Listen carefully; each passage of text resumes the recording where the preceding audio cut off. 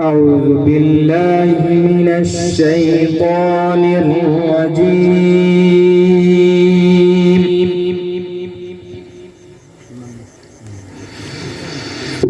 بسم الله الرحمن الرحيم.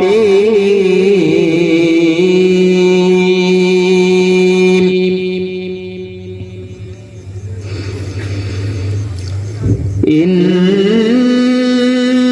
في خلق السماوات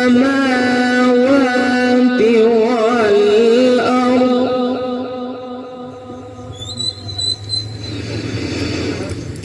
واختلاف الليل والنهار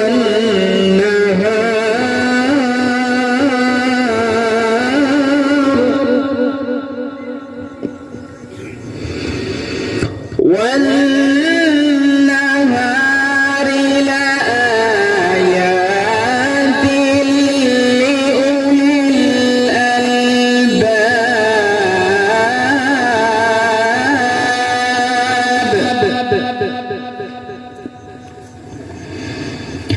الذين يذكرون الله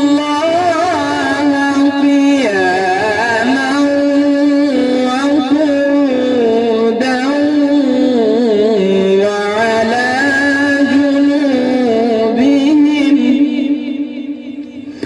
وعلى جنوبهم ويتفكرون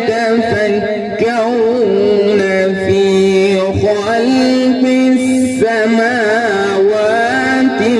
والأرض.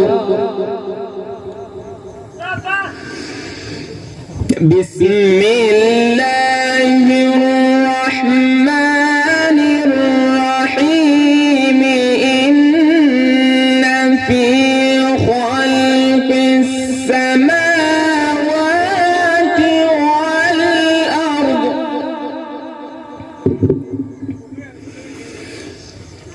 إن في خلق السماوات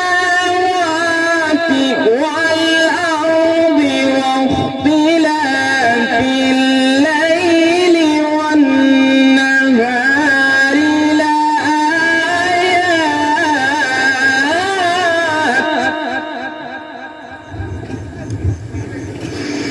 واختلاف الليل والنهار لآيات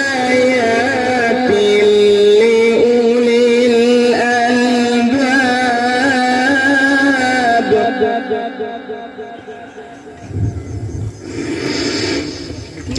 الذين يذكرون الله قياما وقعودا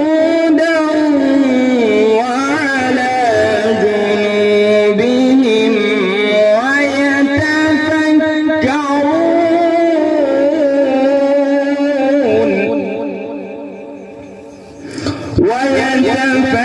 ويتفكرون في خلق السماوات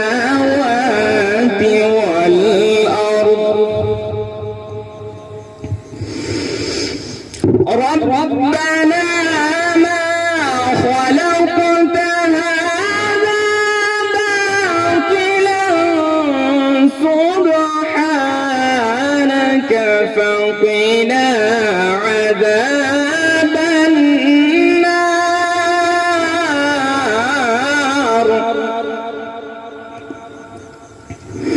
ربنا إنك من تدخل النار فقد أخزيته وما للظالمين من أنصار.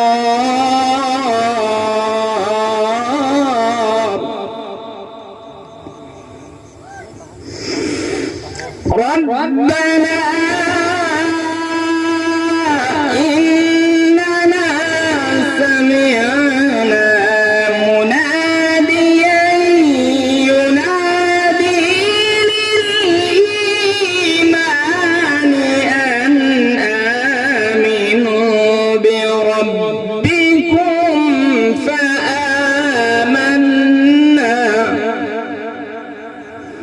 ربنا فاغفر لنا ذنوبنا وكفر عنا سيئاتنا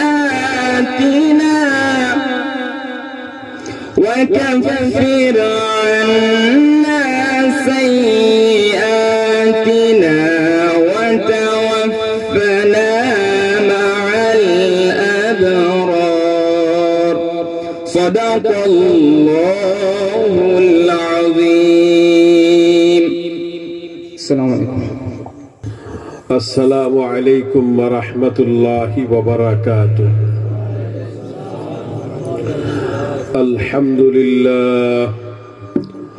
الحمد لله نحمده ونستعينه ونستغفره ونؤمن به ونتوكل عليه ونعوذ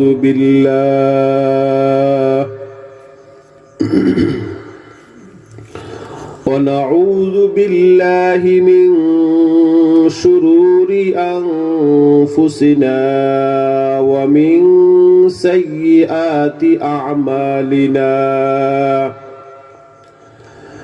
من يهده الله فلا مضل له ومن يضلله فلا هادي له. ونشهد أن لا إله إلا الله وحده لا شريك له. ونشهد أن محمدا عبده ورسوله صلى الله تعالى عليه وعلى آله وأصحابه وبارك وسلم. أما بعد فأعوذ بالله من الشيطان الرجيم. بسم الله الرحمن الرحيم.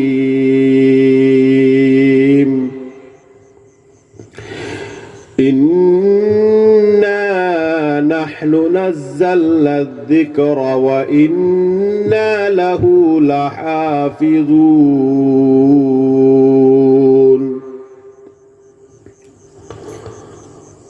وقال النبي صلى الله عليه وسلم: الماهر بالقرآن مع السفرة الكرام البررة، أو كما قال عليه الصلاة والسلام.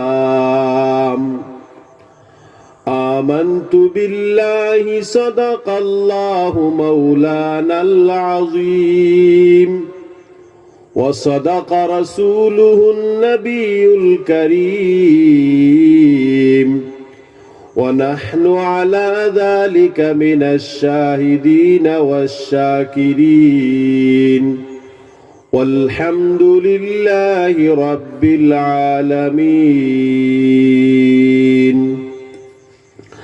اللهم صل على سيدنا محمد وبارك وسلم. اللهم صل على سيدنا محمد وبارك وسلم. اللهم صل على سيدنا محمد وبارك وسلم. লক্ষ্মীপুর হাফিজিয়া মাদ্রাসার উদ্যোগে আয়োজিত বাৎসরিক ওয়াজ মাহফিলের সম্মানিত সভাপতি সাহেব হাফিজাহুল্লাহ তাআলা, উপস্থিত কাবিল এহতারাম আল ইকরাম উলামায়ে কেরাম, হুফাজে কেরাম, মুরব্বিয়ানে আযম, যুবক ভাইয়েরা, পর্দার অন্তরালে আমার শ্রদ্ধেয় মায়েরা বোনেরা, শুরুতেই আমরা মহান আল্লাহ রাব্বুল ইজ্জতের শুকরিয়া আদায় করি, যিনি আজকে কোরআনের মাহফিলে, কোরআনের মজলিসে, সাউন্ডটা একটু কমাও, বেশি হইতেছে, কোরআনের মহব্বতে, কোরআনের আলোচনায় আমাদেরকে একত্রিত হওয়ার তৌফিক দান করেছেন। তাই আল্লাহর শুকরিয়া আদায় করি, আলহামদুলিল্লাহ। তার সাথে সাথে আমরা দুরুদ ও সালাম পেশ করি ওই নবীর উপর, ওই রসুলের উপর, ওই সরকারের উপর হাবিবে কিবরিয়া মুহাম্মদুর রাসূলুল্লাহ সাল্লাল্লাহু আলাইহি ওয়াসাল্লামের উপর। সেই বিকেল থেকে নিয়ে এই পর্যন্ত শ্রদ্ধাভাজন ওলামায়ে কেরাম গুরুত্বপূর্ণ নসিহা আপনাদের সামনে পেশ করেছেন। আমরা সবাই দোয়া করি আল্লাহ পাক যাতে এই কথাগুলির উপরে আমল করে পাক্কা সাচ্চা মুমিন মুসলমান হয়ে দুনিয়াতে থাকতে পারি। আল্লাহ তৌফিক দান করুক, আমিন। খুব লম্বা সময় পর্যন্ত কথা বলার মতো কোনো শারীরিক যোগ্যতাও নাই, তো সংক্ষিপ্ত কথা হবে, মুখতাসর কথা হবে, মোটা মোটা কথা হবে। আমরা আল্লাহর কাছে দোয়া করি আল্লাহ ইখলাসের সাথে বলার, ইখলাসের সাথে শোনার, আর আমলের নিয়তে বলার, আমলের নিয়তে শোনার তৌফিক দান করুক, বলেন আমিন। সবজি বাজারে এখন তো শীতের মৌসুম শেষ, আপনাদের এখানে ফুলকপি বাঁধাকপি পাওয়া যায় না? বাজারে যখন ফুলকপি বাঁধাকপি কিনতে যান, কোনটা কিনেন? যেটা টাইট এটা কিনেন না যেটা ঢিল ওটা কিনেন? কেন টাইটটা কেন কিনেন? এটা ভালো হওয়ার পরিচয়। আপনি টেস্ট করেন না সবজি বাজারে গিয়া?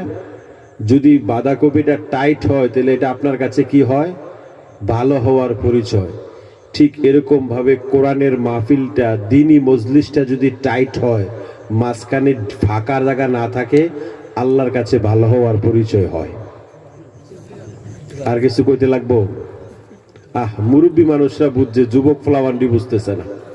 আয় রে যুবক রে, দেখেন এখনো অনেক লোক উঠতে আসে না।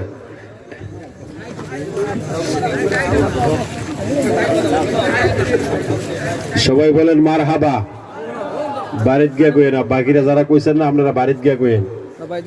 আরে আপনারা যারা ফ্যাশনে বয়ে রয়েছেন ভাবতেছেন হুজুর তো কইছে আমরা মানতাম না, যতক্ষণ এখানে খালি জায়গা পূরণ না হইব ওয়াজে শুরু হইতো না। কি মনে করছেন আপনারা? আরে ছাড়েন ছাড়েন, এই ঢেলান ছাড়েন, উঠেন। এটা চলে না আমার মাহফিলে, উঠেন। আরে মাঝখানে খালি জায়গা থাকলে শয়তান বসে, তো আপনারা কি আজকে শয়তানের মাহফিল করতে চান? যারা যারা শয়তানকে খুশি করতে চান তারা তারা জায়গা বয়ে থাকেন। কথা কি বুঝতে অসুবিধা হইতেছে কোনো? জোরে বলেন মারহাবা। আপনারা আজ্ঞাল লাগতো না, আপনারা এইদিকে চাপেন, আপনারা এইদিকে চাপেন, চাপেন। মাশাআল্লাহ, মারহাবা। এই যে ফ্যাশনের ভিতরে লাল গেঞ্জি আছে ভাই, আপনি দাঁড়ান। ভিতরে লাল, আপনি দাঁড়ান দাঁড়ান দাঁড়ান দাঁড়ান, আপনি একটু দাঁড়ান। আরে লাল গেঞ্জিওয়ালা ভাই দাঁড়ান না, আপনি একটু, আপনার পেছনে পেছনে, আপনি একটু সামনে এন, আমার লোক কথা আছে। আরে আপনি আমার আপনার লোক কথা আছে, এখানে আইয়েন। আরে আল্লাহর বান্দা, আমার সামনে আইয়েন না, আপনার সাথে কথা আছে কিছু। একটু উনারে বুঝাই কর, বুঝাই কর। না না, উনার সাথে কিছু গল্প আছে আমার, এরপরে ওয়াজ শুরু হইব। উনার আইতে কোন এখানে?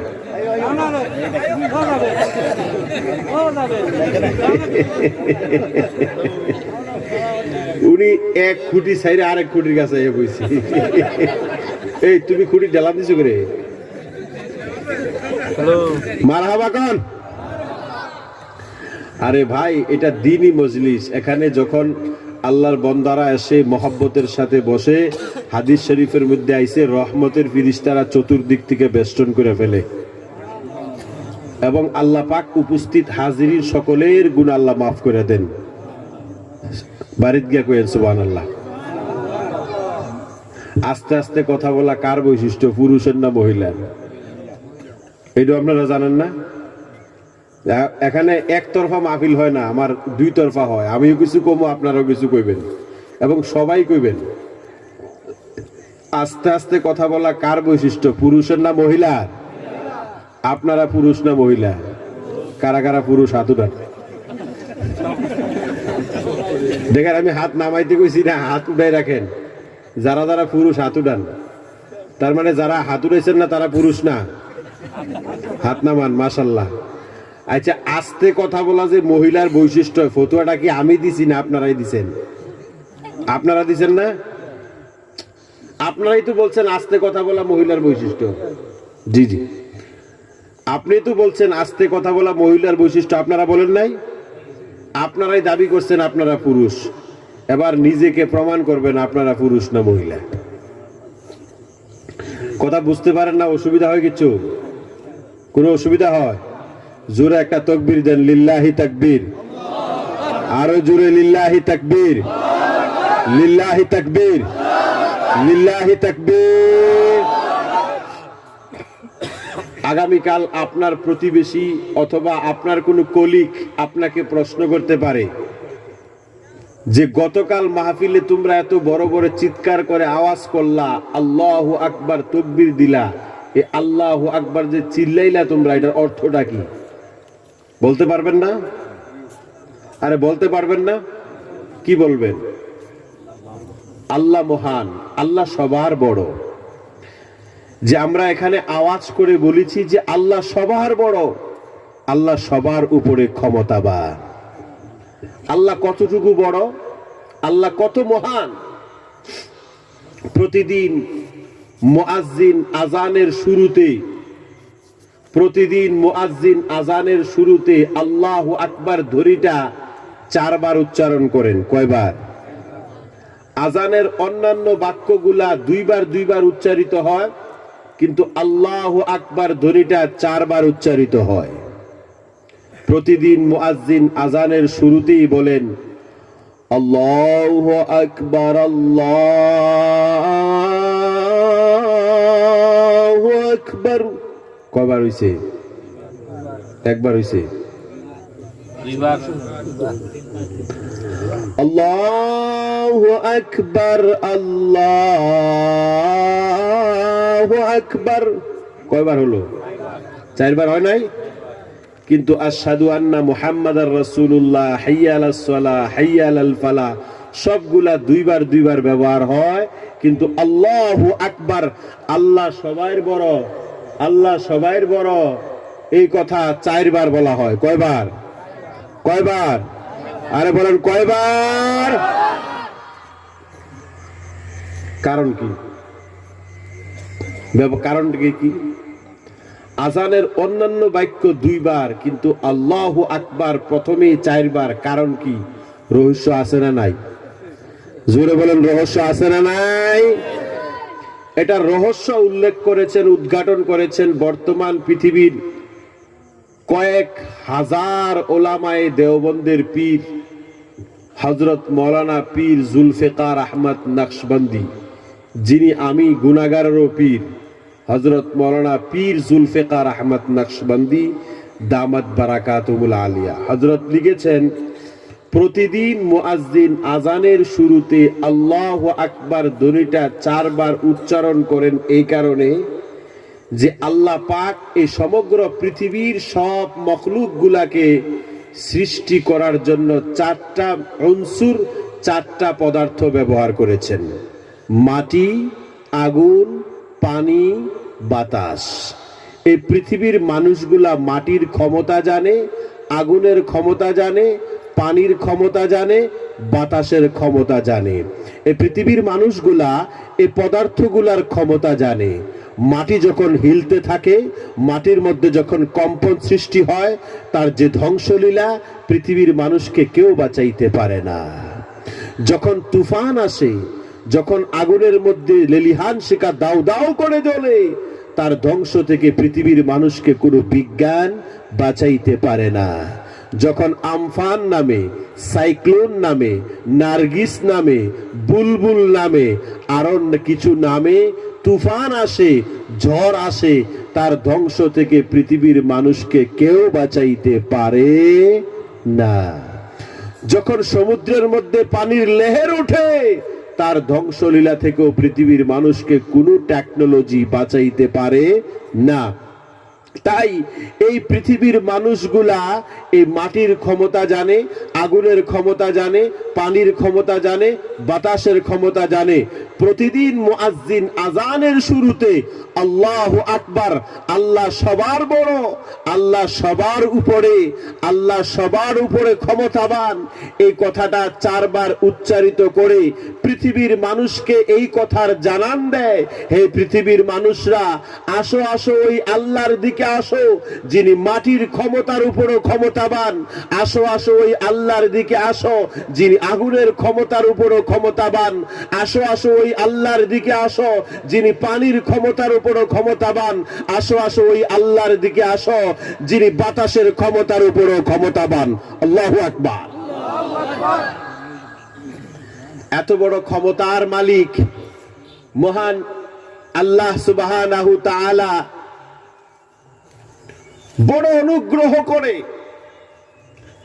কিয়ামত পর্যন্ত সমগ্র মানবতার জন্য, হিউম্যানিটির জন্য, প্রত্যেকটা যুগের জন্য যুগ উপযোগী, মাইকটা দিয়া দিই, মাইকটা দেবো এখানে তো আরেকটা মাহফিল শুরু করে দিলেন আপনারা।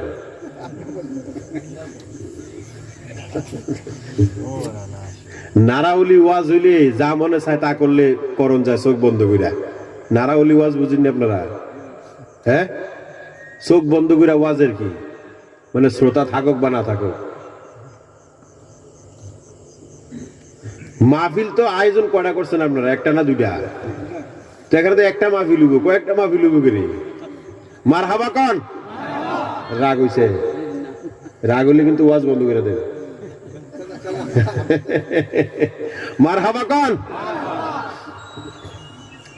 তো যেটা বলতেছিলাম, এই যে ডিস্টার্ব হয় মাঝখানে, তো এই মহান আল্লাহ রাব্বুল আলামিন সমগ্র পৃথিবীর হিউম্যানিটির জন্য, মানুষগুলার জন্য বড় অনুগ্রহ করে যুগোপযোগী একটা গড গিভেন কনস্টিটিউশন, একটা খোদা প্রদত্ত, খোদাই একটা সংবিধান এই মানুষের জন্য দিয়েছেন। তার নাম মহাগ্রন্থ আল কোরআন। সুবহানাল্লাহ বলুন। এই কোরআন পৃথিবীতে এসেছে প্রায় 1450 বছর, 1500 বছরের কাছাকাছি। এই কোরআনে 30টা পারা আছে, 114টি সূরা আছে, 60টি মঞ্জিল আছে, 6666টি আয়াত আছে।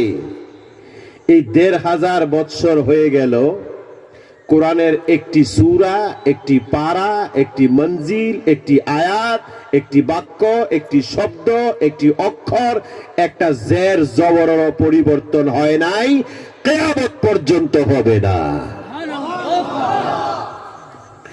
আল্লাহ পাক কোরআনে এলান করেন, বিসমিল্লাহির রহমানির রহিম, ইন্না নাহনু নাযালনা যিকরা ওয়া ইন্না লাহু লাহাফিজুন।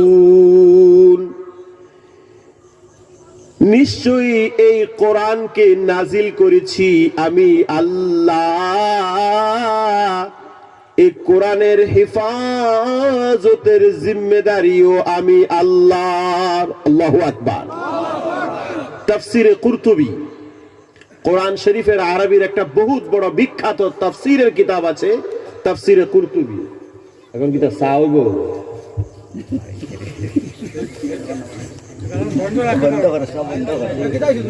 আমি তার বুঝলাম না যে ঘটনাটা কিটা।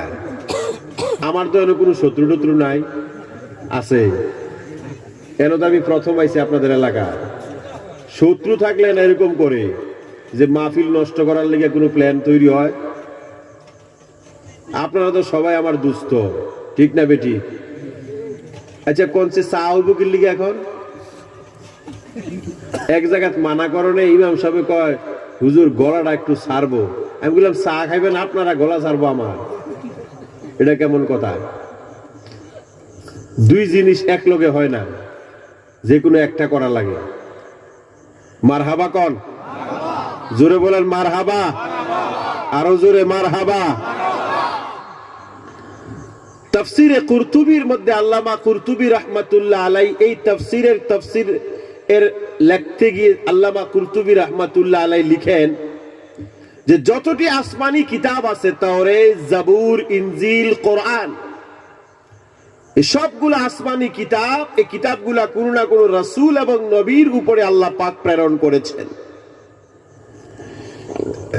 আল্লাহ পাক অন্যান্য কোন আসমানি কিতাব আল্লাহ নাজিল করেছেন, কিন্তু তার হেফাজত সংরক্ষণের দায়িত্ব আল্লাহ নিজের হাতে রাখেন নাই। তাওরাতের হেফাজতের দায়িত্ব আল্লাহর হাতে রাখেন নাই, জাবুরের হেফাজতের দায়িত্ব আল্লাহ নিজের হাতে রাখেন নাই, ইনজিলের হেফাজতের দায়িত্ব আল্লাহ নিজের হাতে রাখেন নাই। এই আসমানি কিতাবগুলির মধ্যে আল কোরআন এমন এক কিতাব, যে কিতাবের হেফাজতের জিম্মেদারি দায়িত্ব আল্লাহ নিজের হাতে রেখেছেন।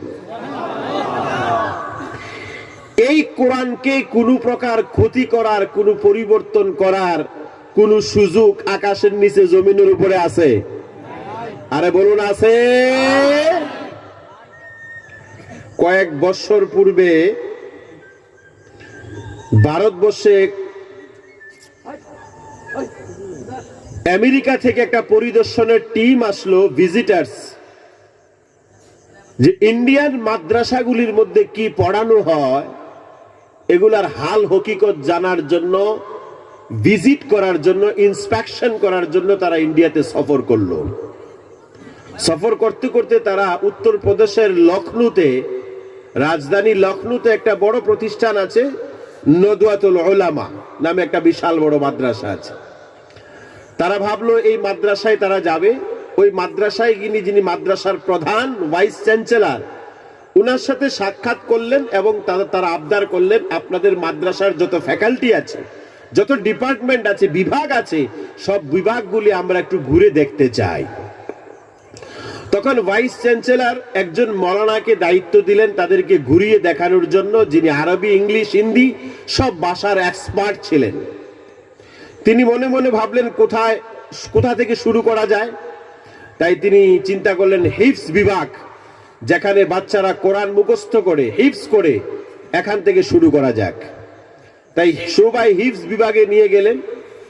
ওখানে তারা গিয়ে দেখলেন ছোট ছোট বাচ্চারা, 7, 8, 9, 10 বছরের বাচ্চা, সামনে টেবিল রাখা আর কোরআন শরীফ, আর শুধু এভাবে হিলছে।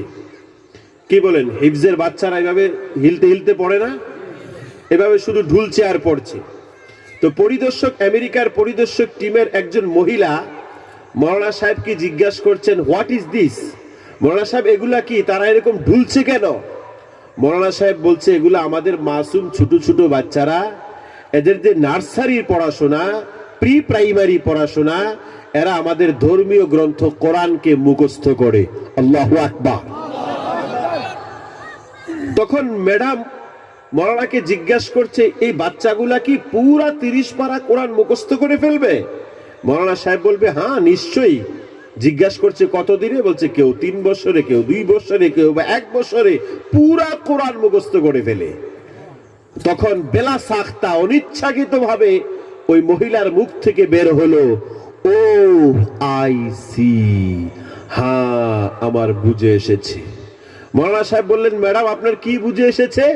ম্যাডাম বলতেছে, না না না, আমি তো এমনি বলেছি। মৌলানা সাহেব বলছেন, ম্যাডাম আপনি এমনি বলেননি, আপনার এই কথার পেছনে কোনো রহস্য আছে। যতক্ষণ পর্যন্ত আপনি রহস্য উদ্ঘাটন না করবেন, ততক্ষণ পর্যন্ত আপনাকে আর সামনে কোনো বিভাগ দেখানো হবে না। আগে আপনি বলুন যে আপনার কি বুঝে এসেছে। তখন পরিদর্শক টিমের প্রধান খ্রিস্টান মহিলা মৌলানা সাহেবকে বলছে, মৌলানা সাহেব, আমরা অনেক বছর ধরে আমেরিকাতে বসে বসে কোরআনের বিরুদ্ধে ষড়যন্ত্র করে আসছি, যে কিভাবে পৃথিবী থেকে কোরআন নির্মূল করা যায়। কেননা আমাদের সমগ্র পৃথিবীতে অবৈধ আধিপত্য বিস্তারের পথে বাধা হলো একমাত্র এই কোরআন আর এই কোরআনের অনুসারীরা।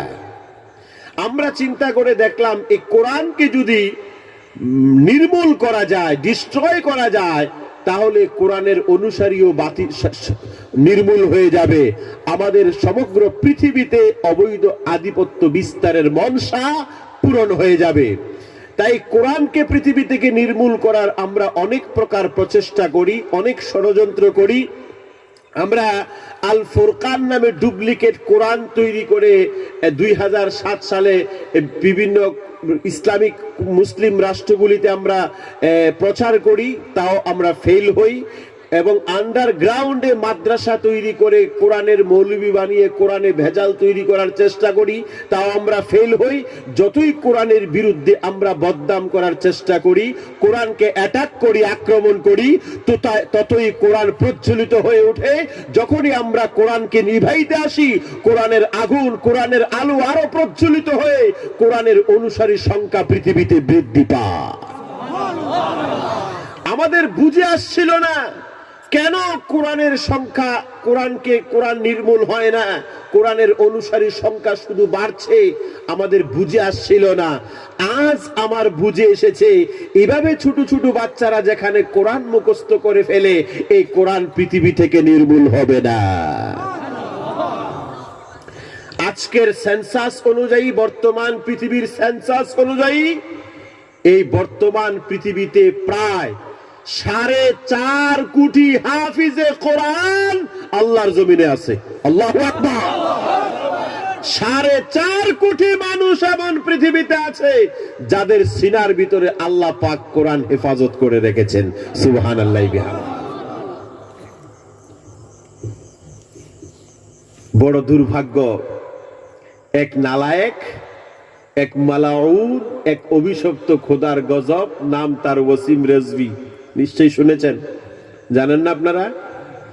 খোদার গজবের কত বড় স্পর্ধা, কত বড় দুঃসাহস।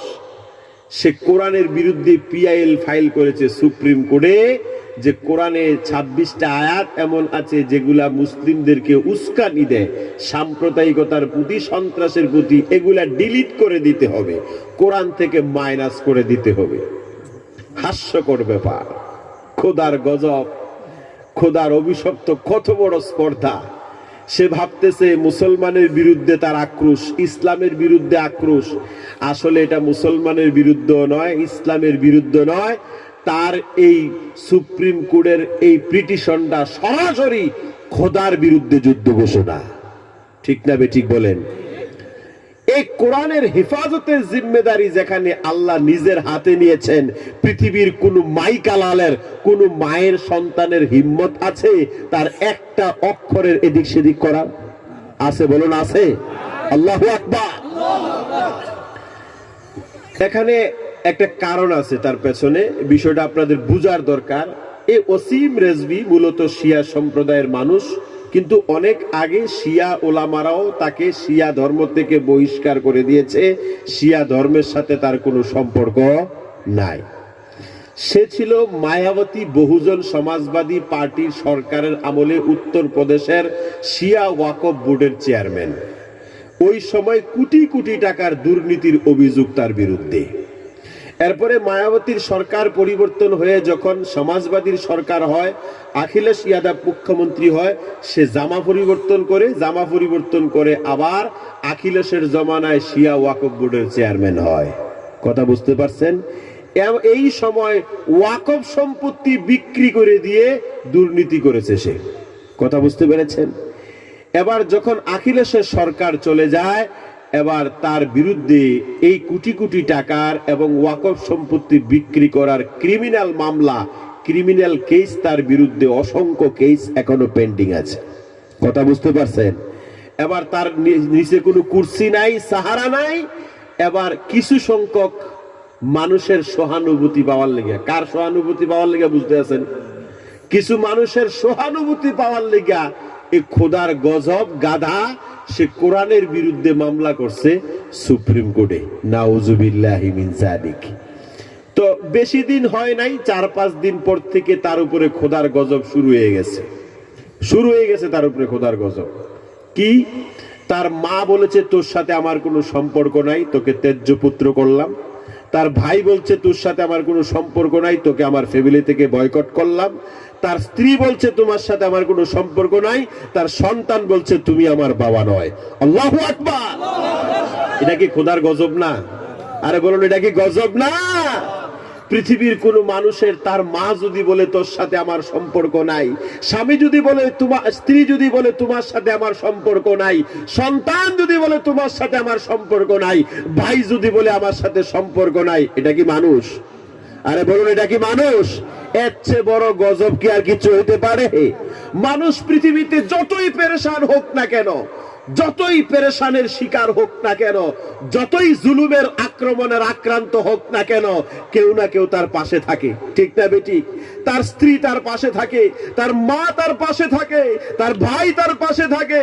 কিন্তু খোদার গজব, তার ভাই তার পাশে নাই, তার ছেলে তার পাশে নাই, তার স্ত্রী তার পাশে নাই, তার মা তার পাশে নাই। সে এখন কি বলতেছে? বলতেছে কেউ আমার পাশে নাই, সব আমাকে ছেড়ে চলে গেছে, কিন্তু আমি পিছপা হব না, আমি মামলা চালিয়ে যাব।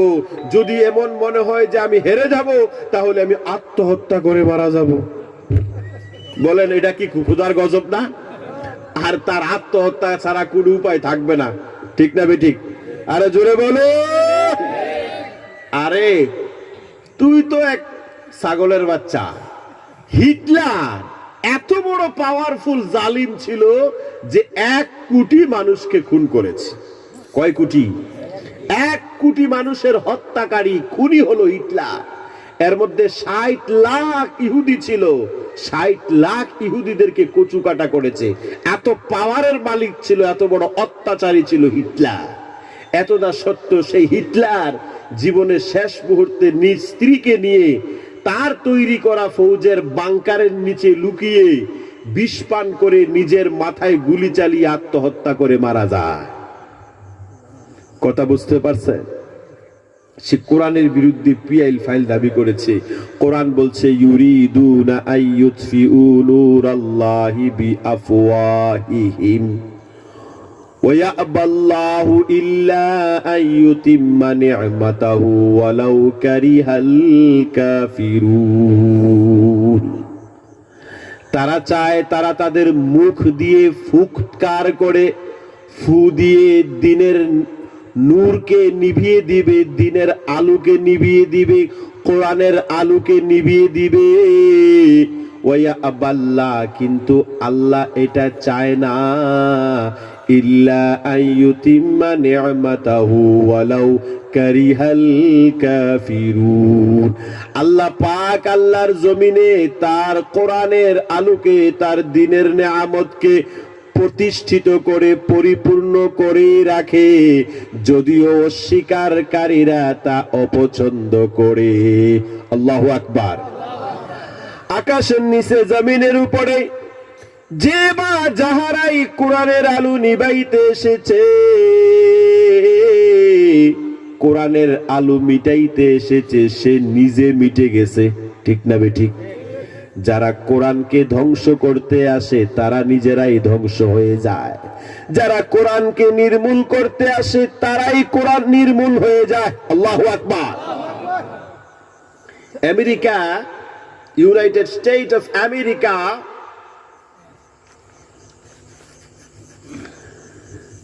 2001 সালে 9/11 টুইন টাওয়ারের যখন আক্রমণ হলো, পরিকল্পিতভাবে পুরাই পৃথিবীর ইসলামকে বদনাম করার জন্য টেরোরিজমের, সন্ত্রাসের যে অপবাদ মুসলমানের উপরে লাগানো হলো, আমেরিকাতে এমন একটা চর্চা হলো, গেল গেল ইসলাম গেল, পুরা পৃথিবীর মুসলমানদেরকে সন্ত্রাস বানিয়ে দেওয়া হলো। এবার আমেরিকার খ্রিস্টান এবং ইহুদি জগতে একটা জাগরণ তৈরি হলো যে আমেরিকার টুইন টাওয়ারে এত নিরাপত্তা বেষ্টনীর ভিতরে যদি কোনো মুসলমান তার উপরে আক্রমণ করতে পারে, এত নিরাপত্তার পাহারায়, তাহলে মুসলমান এই টেকনোলজি পাইল কোথায়? নিশ্চয়ই তাদের ধর্মগ্রন্থ কোরআনের ভিতরে এই টেকনোলজি আছে। এই লেটেস্ট টেকনোলজি তারা কোরআন থেকে শিখেছে। তাই খ্রিস্টান জগতে এক জাগরণ তৈরি হলো, আর তারা কোরআন পড়া শুরু করলো। ফলাফল কি হলো? কোরআন পড়তে পড়তে কোরআনের এই দারুণ বাণী দেখে একের পর এক মুসলমান হয়ে শুরু হলো। সেই দিন থেকে প্রতি বছর 20 থেকে 30 হাজার খ্রিস্টান আমেরিকাতে মুসলমান হয়ে যায়। এই 9/11 টুইন টাওয়ারের আক্রমণের সময় আমেরিকাতে মসজিদের সংখ্যা ছিল 150। আজ আমেরিকাতে মসজিদের সংখ্যা 2500-এরও বেশি। আল্লাহু আকবার। কারি আব্দুল বাসিত ইবনে আব্দুস সামাদ ওয়ার্ল্ড ফেমাস কারি। ওনাকে একদিন এক সাংবাদিকে জিজ্ঞাসা করেছিলেন, হে কারি আব্দুল বাসিত, আপনি সারা পৃথিবীতে কোরআন তেলাওয়াত করেন, কোরআনের আবৃত্তি করেন, আপনার জীবনে কোরআনের কোনো মিরাক্কেল, কোনো মুজিজা, কোনো অলৌকিকতা দেখেছেন? কারি আব্দুল বাসিত তাকে কিছু ঘটনা শোনালেন এবং বললেন যে একদিন মিশরের তৎকালীন রাষ্ট্রপতি প্রেসিডেন্ট জামাল আব্দুল নাস তার মন্ত্রী পরিষদের কিছু সদস্যদেরকে নিয়ে রাশিয়ায় সফর করলেন। সোভিয়েত ইউনিয়ন, কমিউনিস্ট সরকার, তৎকালীন সময়ে কমিউনিস্টদের সরকার রাশিয়ায় সফর করলেন। সাথে কারি আব্দুল বাসিতকেও নিয়ে গেলেন। ওখানে পৌঁছার পর রাশিয়ার প্রেসিডেন্টের কাছে জামাল আব্দুল নাস তার মন্ত্রী পরিষদের সদস্যদেরকে পরিচয় করিয়ে দিলেন। সবাই প্যান্ট শার্ট টাই পরা ছিল, আর কারি আব্দুল বাসিত একটু ব্যতিক্রমী আকৃতির ছিল। তার পরনে লম্বা জুব্বা, পাঞ্জাবি, মাথায় টুপি। রাশিয়ার কমিউনিস্ট প্রেসিডেন্ট জামাল আব্দুল নাসকে প্রশ্ন করছে, তোমার এই ব্যতিক্রমী লোকটা যে দাঁড়িয়ে আছে, ইনি কোন দপ্তরের মন্ত্রী, ইনি কোন দপ্তর চালান? জামাল আব্দুল নাস উত্তরে বললেন, মাননীয় রাষ্ট্রপতি, ইনি আমাদের কোনো দপ্তরের মন্ত্রী না, বরং ইনি কোরআনের এক আবৃত্তিকারী, ওয়ার্ল্ড ফেমাস কারি। ইনি খুব সুন্দর কোরআনের আবৃত্তি করেন, তেলাওয়াত করেন। আমরা যখনই কোনো অনুষ্ঠান করি, অনুষ্ঠানের শুরুতে উনার মাধ্যমে কোরআনের আবৃত্তি শুনি আর আমরা খুব আনন্দ পাই। তো কমিউনিস্ট রাষ্ট্রের প্রেসিডেন্ট ক্রিটিসাইজ, ঠাট্টামূলক বললেন, আচ্ছা ঠিক আছে, আমরা তো প্রতিদিন রাতের বেলা বেলি ডান্স করি এবং মদ পান করি, গায়িকারা আমাদের সামনে ডান্স করে, নর্তকীরা আমাদের সামনে গান গায় আর নাচ করে, আর আমরা মদ পান করে মনের জ্বালা মিঠাই, মনের অশান্তি দূর করি। তাহলে আজকের রাত্রের বিশেষ অনুষ্ঠানে বেলি ডান্স হবে না, গায়িকারা আর গান গাইবে না, তোমার এই কারি কোরআন তেলাওয়াত করবে আর আমরা বসে বসে মদ পান করব। ঠাট্টামূলক কথাটা বলেছিলেন। জামাল আব্দুল নাস কারি আব্দুল বাসিতকে বললেন, আব্দুল বাসিত, তুমি আজ এই অডিটোরিয়ামে এই কমিউনিস্ট সরকারের রাষ্ট্রপতি এবং তার মন্ত্রী পরিষদের সামনে কোরআন তেলাওয়াত করার জন্য প্রস্তুত হয়ে যাও। বেলি ডান্সের জায়গায় তোমার কোরআনের আবৃত্তি হবে, তারা চতুর্দিকে বসে বসে মদ পান করবে। কারি আব্দুল বাসিত প্রস্তুত হয়ে গেলেন, রাজি হয়ে গেলেন। অনুষ্ঠানে যাওয়ার আগে আল্লাহর কাছে দোয়া করলেন, মালিক, তুমি আমাকে শরীরে যত শক্তি দিয়েছ, আমার গলায় যত আওয়াজ দিয়েছ, আমি সব শক্তি এবং আমার আওয়াজ উজাড় করে আমি তোমার কালাম কোরআনকে পড়ব, তেলাওয়াত করব। কিন্তু রব্বে কারীম, এই তেলাওয়াতের মধ্যে এমন একটা আকর্ষণ তুমি দিয়ে দিও যাতে কমিউনিস্ট নেতাদের দিলের ভিতরে চোট লাগে, ধাক্কা লাগে। আল্লাহু আকবার। সমস্ত রাতের বেলা নির্দিষ্ট সময়ে কমিউনিস্ট প্রেসিডেন্ট এবং তার মন্ত্রী পরিষদের সদস্যরা মদের বোতল নিয়ে অডিটোরিয়ামে হাজির। কারি আব্দুল বাসিত তাদের মাঝখানে মাইকের সামনে কোরআন তেলাওয়াত শুরু করছে। সমস্ত কমিউনিস্ট নেতারা মদ পান করছে। কারি আব্দুল বাসিত এখানে বসে আউযু বিল্লাহি মিনাশ শাইতানির রাজীম বলে যেমনি কোরআন তেলাওয়াত শুরু করলেন, রাশিয়ার প্রেসিডেন্ট এবং তৎকালীন তার মন্ত্রী পরিষদের সকল সদস্যরা হা করে তাকিয়ে রইলেন এবং তাদের হাত থেকে একে একে মদের গ্লাস পড়া শুরু হয়ে গেল এবং তাদের হাত থেকে মদের গ্লাস পড়ে ভেঙ্গে চুরমার হয়ে গেল। তারা একদিকে হা করে তাকিয়ে আছেন, কারি আব্দুল বাসিত কোরআনের তেলাওয়াত শোনাইতেছেন এবং কিছুক্ষণ পর তাদের চোখ দিয়ে অনর্গল পানি পড়া শুরু হয়ে গেল। তাদের চোখ দিয়ে ঝরঝর করে পানি পড়তেছেন। অনেক লম্বা সময় পর্যন্ত কোরআন তেলাওয়াত শুনাইলেন। কোরআন তেলাওয়াত সমাপ্তির পর মিশরের প্রেসিডেন্ট জামাল আব্দুল নাস রাশিয়ার কমিউনিস্ট প্রেসিডেন্টকে জিজ্ঞাসা করলেন, মহামান্য প্রেসিডেন্ট, আমাদের কারি যিনি কোরআনের আবৃত্তি করেছেন তিনি তো আরবিতে কোরআন তেলাওয়াত করেছেন, আপনারা কি তার অর্থ বুঝেছেন? প্রেসিডেন্ট বললেন, না, আমরা তার অর্থ বুঝে নাই। তখন তাহলে আপনারা কাঁদলেন কেন? আপনাদের চোখে পানি কেন?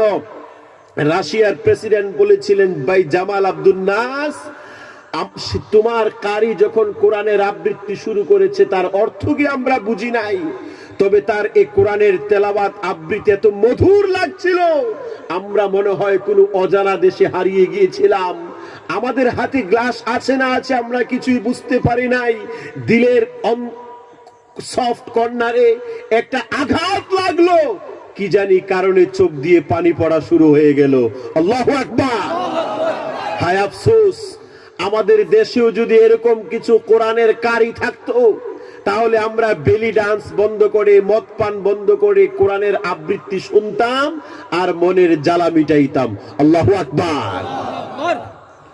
ইউনাইটেড স্টেট অফ আমেরিকা একবার সমগ্র পৃথিবীর সমস্ত ধর্মীয় গ্রন্থগুলাকে জমা করে একটা ইন্টারন্যাশনাল গ্লোবাল একটা কম্পিটিশনের আয়োজন করলেন, যে সব ধর্মগ্রন্থের আবৃত্তি এখানে হবে, কোন ধর্মের গ্রন্থের আবৃত্তিটা সব থেকে সুন্দর, সব থেকে বেশি চমৎকার, এটাকে জাজ করার জন্য এই প্রতিযোগিতার আয়োজন হলো। এই প্রতিযোগিতায় ভগবত গীতা, মহাভারত, রামায়ণ, ত্রিপিটক, বাল্মীকি, কালকি পুরাণ, জিন্দাবাস্তা, বেদ, কোরআন, যত প্রকার ধর্মগ্রন্থ আসে সমস্ত ধর্মগ্রন্থের পণ্ডিতদেরকে আহ্বান করা হলো, ইনভাইট করা হলো। সমস্ত ধর্মগ্রন্থের পণ্ডিত, পুরোহিত, ফাদার, ধর্মগুরুরা যারা সবাই সেখানে আমেরিকাতে উপস্থিত হলেন প্রতিযোগিতায় অংশগ্রহণ করার জন্য। আর কোরআনের পক্ষে উপস্থিত হলেন তৎকালীন ওয়ার্ল্ড ফেমাস কারি আব্দুল বাসিত। এবারে প্রতিযোগিতার নিয়ম ছিল সবাই যার যার নিজ ধর্মগ্রন্থের 10 মিনিট করে আবৃত্তি শোনাবে। যিনি জাজ বিচারক ছিলেন উনার সামনে দুইটা বাতি ছিল, একটা গ্রিন একটা রেড, একটা সবুজ বাতি একটা লাল বাতি। সবুজ বাতিতে টিপ দিলে আবৃত্তি শুরু হবে, লাল বাতিতে টিপ পড়লে 10 মিনিট পরে আবৃত্তি শেষ হবে। ভগবত গীতা শুরু হলো, 10 মিনিট পরে লাল বাতি টিপ পড়লো, গীতা আবৃত্তি শেষ। রামায়ণের আবৃত্তি শুরু শেষ, মহাভারতের আবৃত্তি শুরু 10 মিনিট পরে শেষ, বাইবেলের আবৃত্তি শুরু 10 মিনিট পরে শেষ, ত্রিপিটকের আবৃত্তি শুরু 10 মিনিট পরে শেষ, বাল্মীকির আবৃত্তি শুরু 10 মিনিট পরে শেষ, কালকি পুরাণের আবৃত্তি শুরু 10 মিনিট পরে শেষ, জিন্দাবাস্তা আবৃত্তি শুরু 10 মিনিট পরে লাল বাতির আওয়াজ হয়, লাল বাতির টিপ পড়ে, আবৃত্তি শেষ। একে একে সব ধর্মগ্রন্থের আবৃত্তি 10-10 মিনিট করে সমাপ্তি হলো। সর্বশেষ কোরআনের আবৃত্তিকারী কারি আব্দুল বাসিতের নাম ডাকা হলো। কারি আব্দুল বাসিত মাইকের সামনে বসেই আউযু বিল্লাহি মিনাশ শাইতানির রাজিম বিসমিল্লাহির রহমানির রহিম তেলাওয়াত করতেই 10 মিনিট সময় লেগে গেল। আল্লাহু আকবার। শুধু আউযু বিল্লাহ বিসমিল্লাহ পড়তে পড়তেই 10 মিনিট সময় লেগে গেল, আর কোরআন তেলাওয়াত করার সময় নাই। এবার সব ফাদাররা, পুরোহিতরা, পণ্ডিতরা, ধর্মগুরুরা তারা হাততালি দিয়ে হইচই শুরু করলো, গেল গেল ইসলামের কোরআন গেল। কথা বুঝতে পেরেছেন? কিন্তু যিনি জাজ বিচারক কারি আব্দুল বাসিত লক্ষ্য করে দেখছেন 10 মিনিট শেষ হয়ে গেল, কিন্তু এখনো লাল বাতিতে হাত রাখে না, টিপ দেয় না। এই সুযোগ বুঝে তিনি আর রহমান আল্লামাল কোরআন পড়া শুরু করলেন। যেমনি পড়া শুরু করলেন, এবার 15 মিনিট যায় লাল বাতি জ্বলে না, 20 মিনিট যায় লাল বাতি জ্বলে না, 25 মিনিট যায় লাল বাতি জ্বলে না, 30 মিনিট যায় লাল বাতি জ্বলে না। কারি আব্দুল বাসিত তেলাওয়াত করতেই থাকে। কমিটির যিনি প্রধান তিনি দৌড়ে এসে বিচারককে বলতেছে, ধাক্কা দিয়ে, আরে তুমি কি করছো? 10 মিনিট অনেক সময় হলো, 10 মিনিট বের হয়ে গেল, তুমি লাল বটনে হাত লাগাও, টিপ দাও। সে হঠাৎ করে উঠে বলতেছে, লাল বটন, সবুজ বটন, কিসের লাল বাতি, কিসের সবুজ বাতি? তারপরে বলতেছে, হে কারি আব্দুল বাসিত, তুমি কোরআনের আবৃত্তি শোনাও। 10 নয়, 20 নয়, 30 মিনিট নয়, 1 ঘন্টা 2 ঘন্টা নয়, তোমার মনে যতক্ষণ চায় ততক্ষণ তুমি কোরআনের আবৃত্তি শোনাও। কারি আব্দুল বাসিত মন উজাড় করে মন মতো কতক্ষণ কোরআনের আবৃত্তি শুনাইলেন। আল্লাহু আকবার। কোরআনের এই সমস্ত ধর্মগ্রন্থের আবৃত্তির প্রতিযোগিতা শেষ। এবার এই জাজ বিচারকের বিরুদ্ধে 3টা মামলা হলো। কয়টা মামলা? যেহেতু প্রতিযোগিতাটা আন্তর্জাতিক প্রতিযোগিতা ছিল, তাই আন্তর্জাতিক আদালতে সুইজারল্যান্ডে তার বিরুদ্ধে মামলা হয়। যেই দিন মামলার হিয়ারিং চলছিল, এদিন মহামান্য বিচারপতি তাকে জিজ্ঞাসা করে, হে বিচারক, তুমি এই ধর্মগ্রন্থের প্রতিযোগিতার আবৃত্তিতে সবাইকে 10 মিনিট সময় দিলা নিয়ম মোতাবেক, কোরআনের ব্যাপারে বেশি দিলা কেন?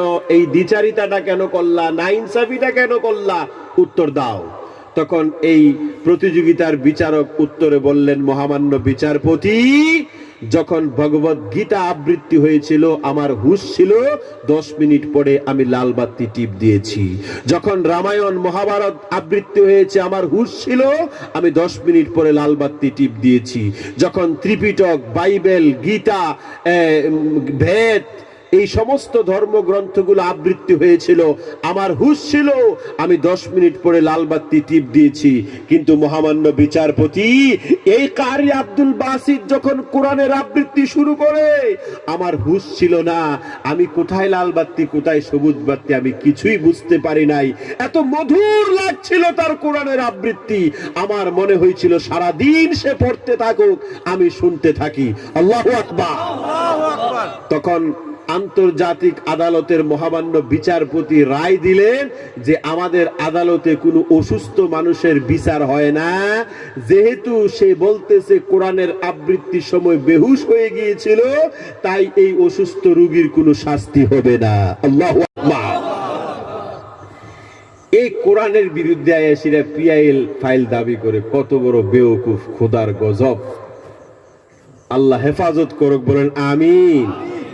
এটা একতরফা, সে দোষী না, তার জন্য আমরাও দায়ী আছি। আছি না নাই? আছি না নাই?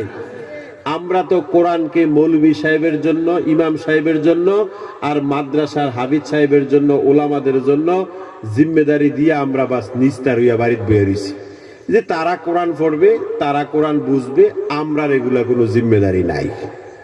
আচ্ছা বলুন তো, কোরআন আল্লাহর রাসূলের উপরে যে নাজিল হয়েছিল শুধুমাত্র ওলামা হুফাজে কেরামের জন্য না, সব মানুষের জন্য?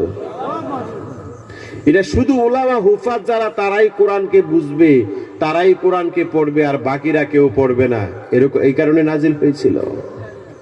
আজকে প্রত্যেকটা যুবক, প্রত্যেকটা যুবতী, প্রত্যেকটা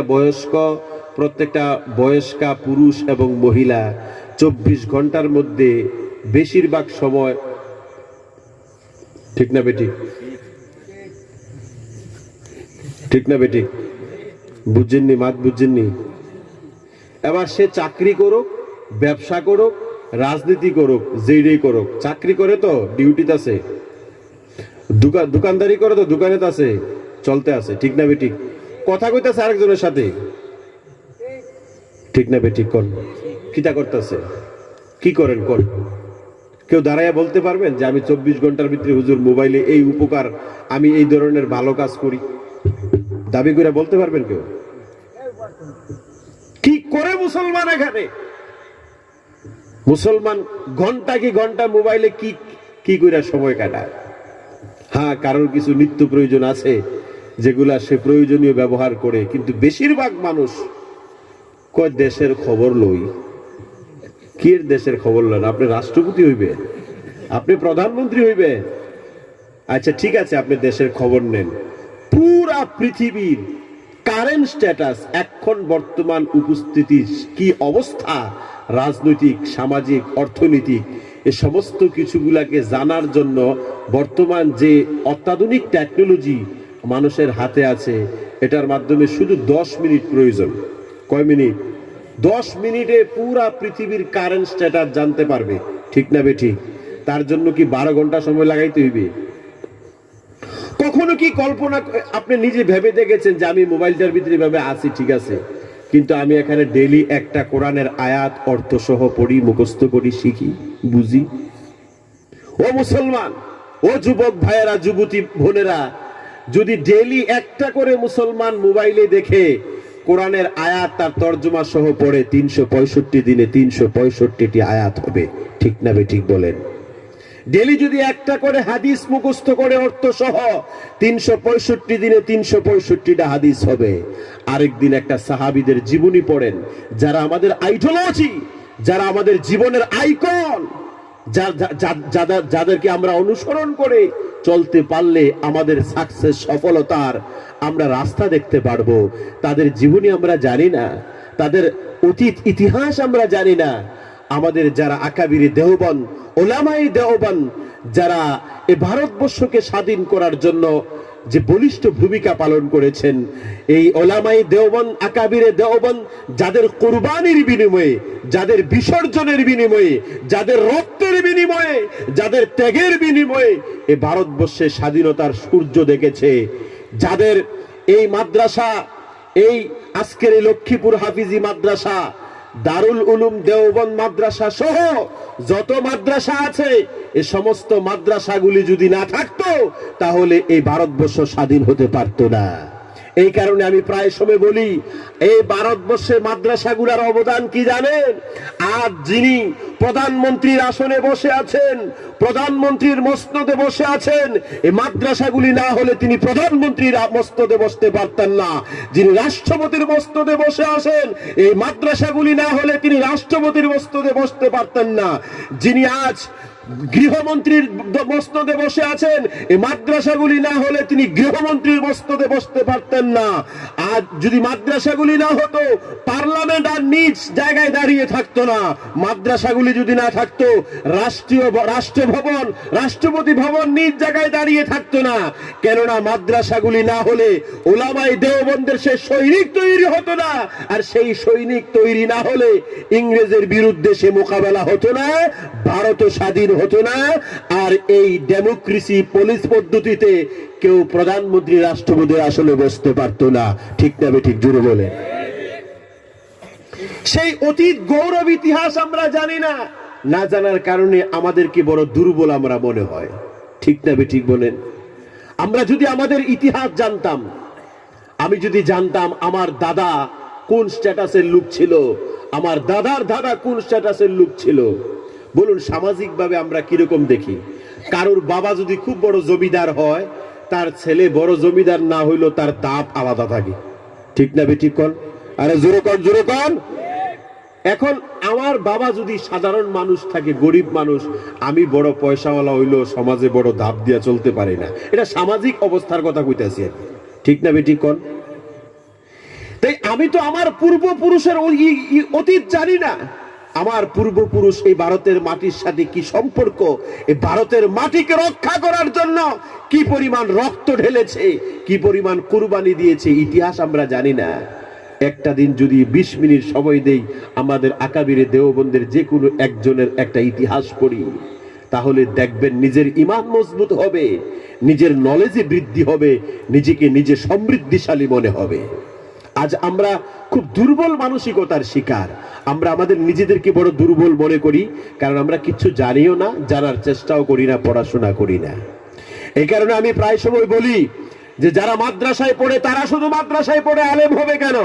যারা স্কুলে গ্রাজুয়েশন করে, মাস্টার ডিগ্রি করে, ডাক্তার হয়, ইঞ্জিনিয়ার হয়, তোমরাও প্রস্তুত হও 4-5 বছর মাদ্রাসায় পড়ে তোমরাও আলিম হও, তোমরাও আলিম হও।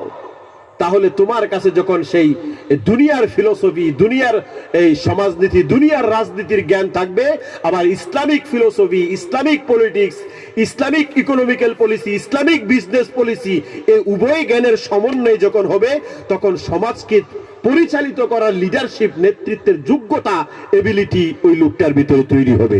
ঠিক না ঠিক? জুড়ে বলেন। এইরকম লিডারশিপের যোগ্যতার অভাবে আজ মুসলমান ছত্র ছাড়া, মুসলমান আজ দুর্বল, অসহায়, কোন নেতা পাইতেছে না। ঠিক না ঠিক? জোরে বলেন, জোরে বলেন, জোরে বলেন। এই কারণে আজকের এই লক্ষ্মীপুর হাফিজিয়া মাদ্রাসা থেকে নিজেকে প্রতিজ্ঞাবদ্ধ করেন, শপথ গ্রহণ করেন, আমরা যেভাবে জীবন কাটাইতেছি এটা জীবন না, এটা মুসলমানের জীবন না।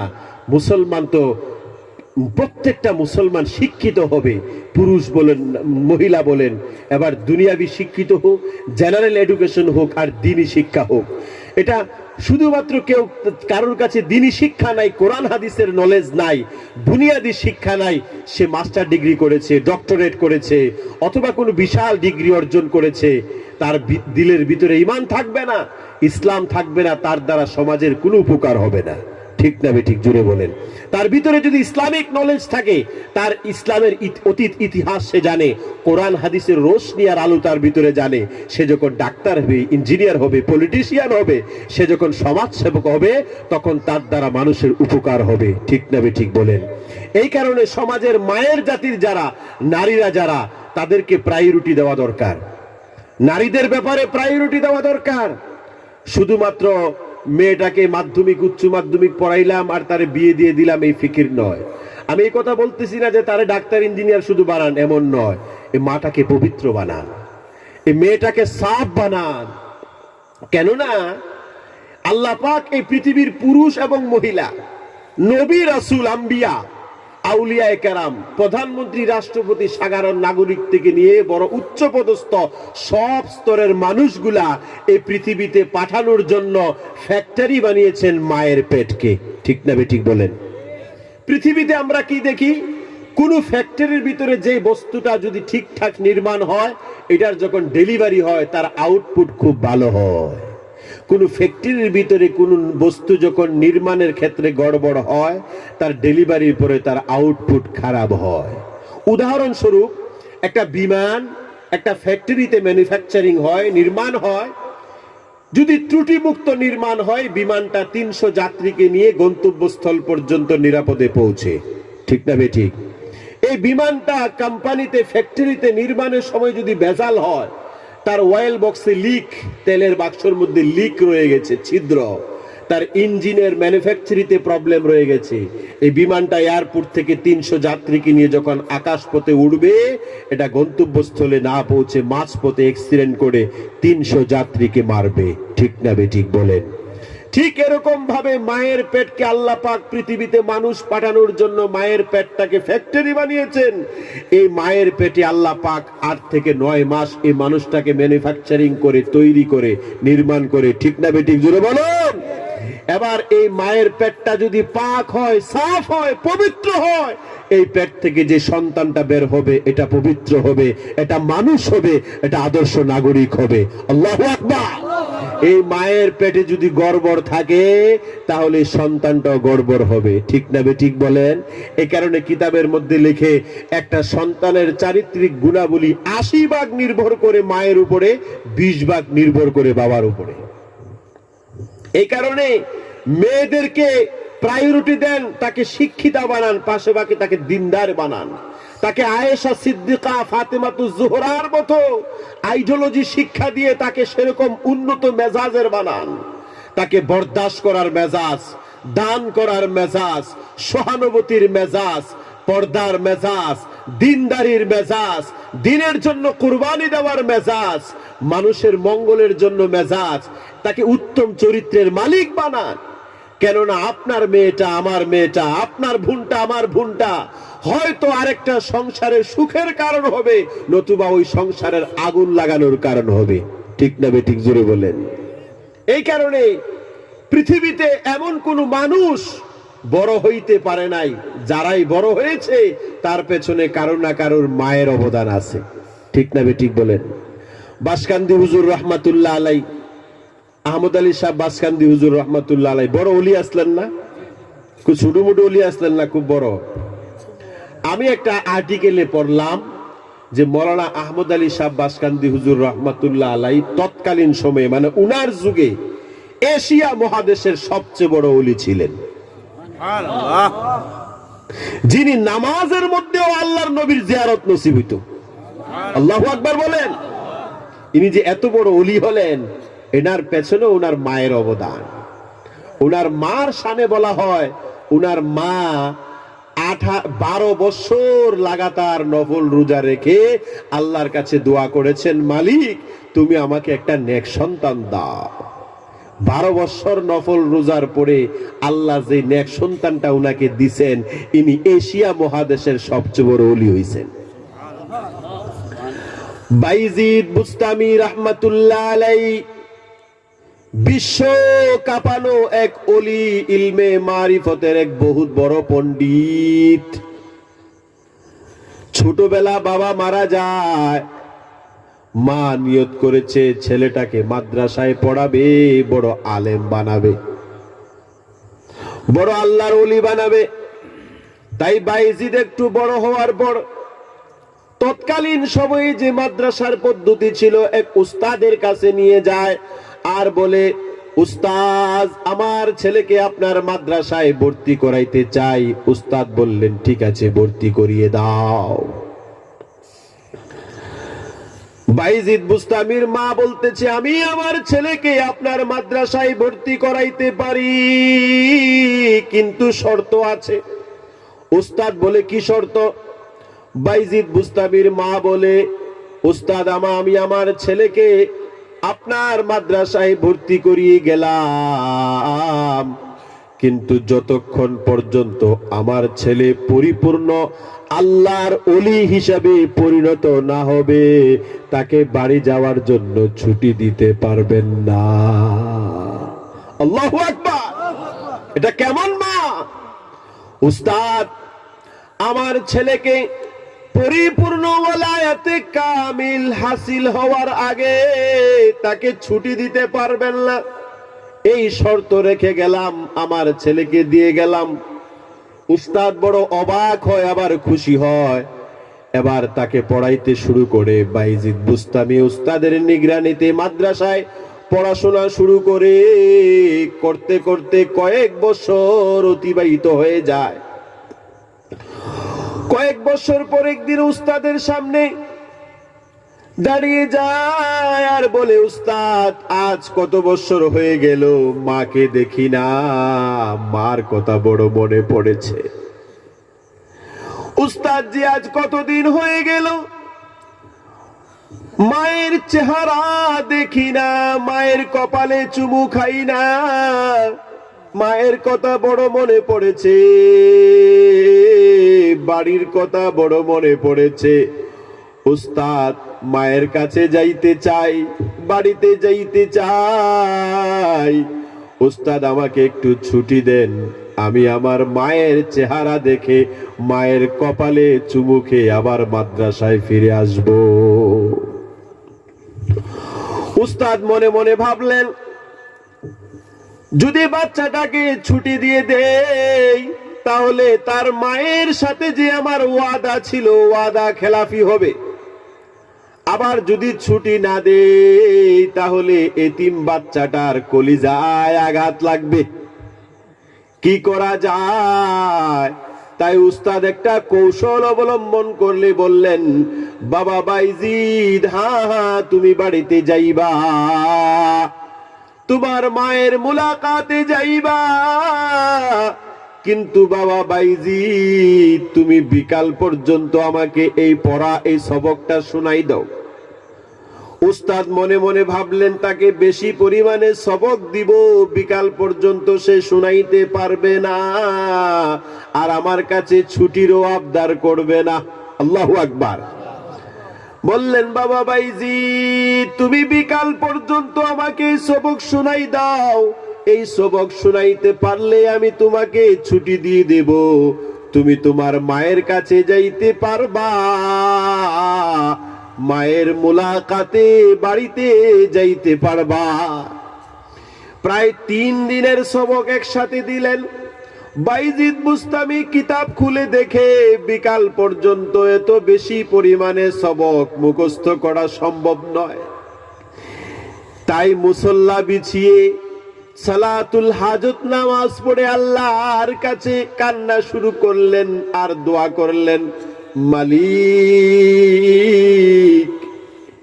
আজ কতদিন হয়ে গেল মায়ের চেহারা দেখি না, মাও আমাকে দেখতে আসে না, কতদিন হয়ে গেল মায়ের কপালে চুমু খাই না, মালিক মায়ের কথা বড় মনে পড়েছে, মায়ের কোলে যাইতে চাই, কিন্তু মালিক উস্তাদ এত বেশি পরিমাণে সবক দিয়েছে, সবক না শুনাইতে পারলে উস্তাদ ছুটি দিবে না। এই সবক বিকাল পর্যন্ত আমি মুখস্থ করার যোগ্যতা আমার নাই। মালিক, এই সবকগুলা তো জেহেনে মুখস্থ করাও হেফাজত করার জিম্মেদারি তুমি আল্লাহ। মালিক, তোমার কাছে চাইতেছি তুমি বিকাল পর্যন্ত এই সবক আমার জেহেনে মাহফুজ করে দাও, সংরক্ষিত করে দাও। আমার মায়ের সাথে মুলাকাত করার আমার আরমান পুরা করে দাও। আল্লাহু আকবার। এভাবে দোয়া করে আবার কিতাব খুলে পড়াশোনা শুরু করে, আবার সালাতুল হাজত নামাজ পড়ে দোয়া করে আবার পড়াশোনা শুরু করে, বিকাল পর্যন্ত পুরা সবক মুখস্থ হয়ে যায়। উস্তাদের সামনে হাজির হয়ে যায়, বলে উস্তাদ আমার সবক শুনেন। উস্তাদ মনে মনে ভাবে সবক শুনাইতে পারবে না, তাই কিতাব খুলে উস্তাদ বসে গেলেন, বললেন বাবা সবক শোনাও। বাইজিদ বুস্তামি সবক শুনাইতে শুরু করলেন। উস্তাদ পৃষ্ঠা উল্টা, 1 পৃষ্ঠা 2 পৃষ্ঠা 3 পৃষ্ঠা 4 পৃষ্ঠা 5 পৃষ্ঠা উল্টাইতে থাকে। এদিকে বাইজিদ বুস্তামি পুরা সবক এক বৈঠকে শোনায়া দেয়। উস্তাদ মনে মনে বড় খুশি হয়, আবার বিস্মিত হয়, কি করে সম্ভব হলো। তিনি বিশ্বাস করলেন আল্লাহ তাকে কবুল করে নিয়েছে, তাই তার ওয়াদা মোতাবিক তাকে ছুটি দেয়। যা বাবা যা, যা তুই তোর মায়ের কাছে যা, তোর মায়ের মুলাকাতে বাড়িতে যা, তোর মায়ের সাথে মুলাকাত করে আবার মাদ্রাসায় ফিরে আসবি। যা বাবা যা। বাইজিদ বুস্তামি বড় খুশি ভরা মনে দৌড়ে দৌড়ে কয়েক বছর পরে এতিম বাচ্চা মায়ের কাছে যায়। মায়ের নুরানি চেহারা দেখবে, মায়ের কুলে বসে মায়ের কপালে চুমু খাইবে। খুশি ভরা মল্লে বাইজিদ দৌড়ে দৌড়ে বাড়িতে যায়।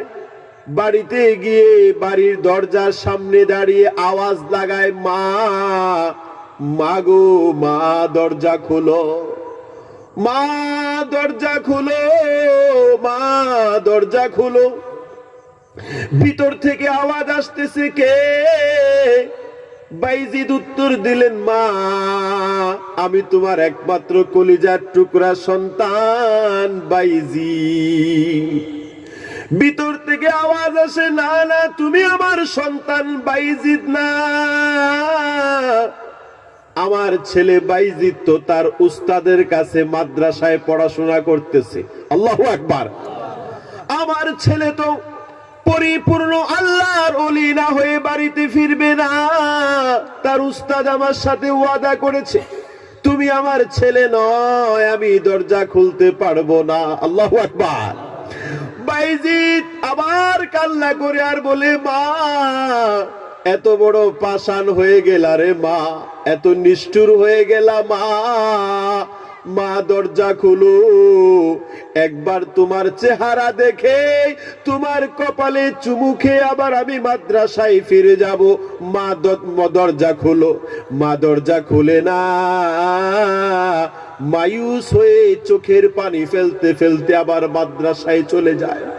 হঠাৎ উস্তাদের নজরে পড়ে। উস্তাদ জিজ্ঞাসা করে, কি ব্যাপার বাবা বাইজিদ, তুমি বাড়িতে যাওনি? বাইজিদ উত্তরে বলে, উস্তাদ বাড়িতে গিয়েছিলাম, মা দরজা খুলে না, বলে আমার সন্তান বাইজিদ মাদ্রাসায় আছে, সে এখন বাড়িতে আসতে পারে না। আল্লাহু আকবার। আবার মাদ্রাসায় পড়াশোনা শুরু করে এভাবে পড়তে পড়তে পড়তে পড়তে পরিপূর্ণ অনেক দিন পড়াশোনা করার পর একদিন বাইজিদের উস্তাদ রাতের বেলা স্বপ্ন দেখে। স্বপ্নের জগতে বিশ্ব নবী রাহমাতাল লিল আলামিন নবীর জিয়ারত নসিব হয়। আল্লাহর নবী বাইজিদ বুস্তামির উস্তাদকে বলতেছে, হে বাইজিদের উস্তাদ, কাল সকাল বেলা বাইজিদ বুস্তামিকে ছুটি দিয়ে দাও। কাল সকাল বেলা বাইজিদ বুস্তামিকে তার মায়ের কাছে পাঠিয়ে দাও, কেননা আল্লাহর দফতরে আল্লাহর আরশে পরিপূর্ণ ওলি হিসাবে বাইজিদের নাম লেখা হয়ে গেছে। বাইজিদ বুস্তামির ওয়ালায়াতে কামিল হাসিল হয়ে গেছে, তুমি তারে ছুটি দিয়ে দাও, তার মায়ের কাছে পাঠিয়ে দাও। আল্লাহু আকবার। পরের দিন সকালবেলা বাইজিদ বুস্তামির উস্তাদ বলে, বাবা বাইজিদ, যা বাবা যা, বাড়িতে যা, তোকে ছুটি দিয়ে দিলাম, আল্লাহ তোরে কবুল করে নিয়েছে, যা বাবা যা, তুই বাড়িতে যা। এবার বাইজিদ বুস্তামি আবার খুশি ভরা মন নিয়ে বাড়িতে যায়। দৌড়ে দৌড়ে বাড়িতে গিয়ে বাড়ির সামনে, দরজার সামনে দাঁড়ায়, আবার ভয়ে ভয়ে আওয়াজ লাগায়, মা গো মা, ও মা, দরজা খোলো মা। এই কথা বলতে না বলতে বাইজিদের মা দরজা খুলে আর বলে, বাবা আয়, বাবা আয়, আয় তুই আমার কোলে আয়, আজ কতদিন তোরে দেখি না রে বাবা বাইজিদ, আয় আয় আয় আয় আয়, তোরে বুকে লাগাই, তোর কপালে চুমা খাই, আয় বাবা আয়। বাবা বাইজিদ, যখন থেকে তোকে তোর উস্তাদের কাছে দিয়ে এসেছি, মাদ্রাসায় দিয়ে এসেছি, তখন থেকে আমি এই মুসল্লায় বসে আছি আর সলাতুল হাজত পড়ে পড়ে আল্লাহর কাছে দোয়া করেছি, মালিক তোমার দফতরে পরিপূর্ণ ওলি হিসাবে কবুল না করে আমার বাইজিদের চেহারা আমাকে দেখাইও না। আল্লাহু আকবার। আজকে আমার কষ্ট হয়েছে যে আল্লাহ তোকে ওলি হিসাবে কবুল করে নিয়েছে, আয় বাবা আয়, তুই আমার বুকে আয়, তোর কপালে চুমু খাই, তোকে গরম দুধ খাওয়াই, তোর মেহমানদারি করি। আল্লাহু আকবার। এই যে এত বড় ওলি হয়েছে, অবদান কার? আরে জোরে বলুন কার? কোন মায়ের অবদান ছাড়া কেউ বড় হয় না। এই কারণে মেয়েদের ব্যাপারে খুব প্রায়োরিটি দেন, গুরুত্ব দেন, শুধু পড়াশোনার ক্ষেত্রে না, সামগ্রিক ক্ষেত্রে, সামগ্রিক ক্ষেত্রে, সামগ্রিক ক্ষেত্রে তাকে দিনদার বানান, তাকে ফরেজগার বানান, তাকে আয়েশা সিদ্দিকা ফাতেমাতু জোহরা বানান। যে জাতির নারীরা দাঁড়িয়ে গেছে, এই জাতি দাঁড়িয়ে গেছে। যে জাতির নারীরা ঘুমিয়ে গেছে, জাতি ঘুমিয়ে গেছে। নারীদেরকে যদি সেই ক্যাটাগরি, সেই স্ট্যাটাসের বানানো যায়, তাহলে জাতির তারাক্কি, উন্নতি, ডেভেলপমেন্ট পৃথিবীর কোনো শক্তি আটকায় রাখতে পারবে না। আল্লাহ আমাদেরকে বুঝার আর আমল করার তৌফিক দান করুক, বলেন আমিন। যেখানে এই কোরআনের আয়াতকে কোরআন থেকে বাতিল করে দেওয়ার ষড়যন্ত্র হইতেছে, এখানে কি আমাদের ঘুমিয়ে থাকার সুযোগ আছে? আরে বলেন, ঘুমিয়ে থাকার সুযোগ আছে? আছে। আল্লাহ পাক কোরআন, আল্লাহ রাসূল কোরআনে ফরমান, আল কোরআনু ওয়াস সাওমু ইয়াশফাআন। আল্লাহ রাসূল হাদিসে ফরমান, আল কোরআনু ওয়াস সাওমু ইয়াশফাআন লিল আবদি ফি ইয়াউমিল কিয়ামা। কোরআন এবং রোজা কিয়ামতের ময়দানে বান্দার জন্য সুপারিশ করবে। সুবহানাল্লাহ। বান্দা যখন সামান্য কিছু সওয়াবের জন্য আটকিয়ে যাবে, জাহান্নামের দিকে যাইতে থাকবে, এই সময় কোরআন সামনে দাঁড়িয়ে এই বান্দার জন্য সুপারিশ করে জাহান্নাম থেকে টেনে তাকে জান্নাতে নিয়ে যাবে। আল্লাহু আকবার। কোরআন যদি আল্লাহর কাছে সুপারিশ করে, তাহলে এই সুপারিশ কি গ্রহণযোগ্যতার ক্ষেত্রে কোনো প্রকার সন্দেহ আছে? আরে বলুন, কোনো সন্দেহ আছে? আচ্ছা, কে কার সুপারিশ করে বলেন? যার সাথে যার বন্ধুত্ব আছে, মিত্রতা আছে, ভালোবাসা আছে, তার জন্যই তো একজন একজনের সুপারিশ করে, ঠিক না? যদি অপরিচিত কোনো মানুষে আমি চিনি না, তার লেগে সুপারিশ করবেন আপনি? তাহলে কোরআনের লগে বন্ধুত্ব সম্পর্ক তৈরি করলে তো কোরআন আমাদের সম্পর্ক, কোরআন কিয়ামতের ময়দানে আমাদের সুপারিশ করবে, ঠিক না বেঠিক বলেন? তাহলে কিয়ামতের ময়দানে কোরআনের সুপারিশ দরকার আছে না নাই? কার কার দরকার আছে? হাতুটা হাত নামায়েন না কিন্তু, এবার হাত নামান। কোরআনে কয় পারা আছে? আমার 30 জন লোক লাগে যারা চান যে কোরআনের সুপারিশ লাগে। বেশি লোক না। যদি বেশি হয় তাহলে 2 খতম হইব। কিটা কর? অন্যরা কইবেন আমরা কি দোষ করছি, তাহলে 2 খতম হইব। কারণ 31 নম্বর পারা দর বানানো যেত না, বানানো যাইব। কোরআনে কয়টা পারা আছে? আরে বলো, কয় পারা? তাহলে 30 জন লোক লাগে 30টা পারার কোরআনের সুপারিশ চান, আর এই লক্ষ্মীপুর হাফিজিয়া মাদ্রাসায় আর্থিক কিছু সাহায্য করতেন চান। বেজালো বেড়ে গেছে। এবার কে কে আছেন হাত উঠান, এই হাত উঠান। 30 জন লোক লাগে মাশাআল্লাহ, হাত উঠান। হয়ে গেছে 1 2 3 4 হাত উঠান, 5 6 মাশাআল্লাহ। আর কে আছে? 7। 30 জন আগে হোক, এরপরে আমি প্রেসক্রিপশন দেব। কিতা এতক্ষণ না সবাই হাত উঠাইলেন, সুপারিশ লাগে। আবার এর 10 জন হয়েছে, আপনারা হাত নামান যারা উঠাইছেন। এবার এরপর উঠান নতুন করে, আরো 20 জন লাগে। মারহাবা কোন লা সাইয়্যিদুল মুরসালিন ওয়াল আকিবাতু লিল মুত্তাকিন। ربنا ظلمنا أنفسنا وإن لم تغفر لنا وترحمنا لنكونن من الخاسرين آمين. ربنا اللهم نور قلوبنا بالقرآن وزين أخلاقنا بالقرآن ونجنا من النار بالقرآن واشفنا من كل داء بالقرآن.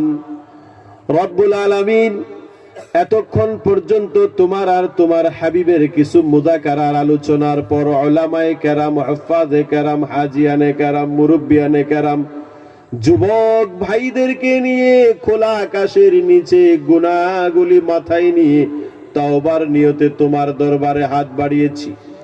মালিক, জীবনের সব গুনাহগুলির তরে তোমার দরবারে তওবা করিতেছি। আমাদের জীবনের সব গুনাহগুলি মাফ করে দাও। আমাদের আম্মা আব্বা, আত্মীয় স্বজন, ভাই বেরাদর, জিন্দা মুর্দা সকলের গুনাহ মাফ করে দাও। হাজিরিন গায়রে হাজিরিন সকলকে মাফ করে দাও।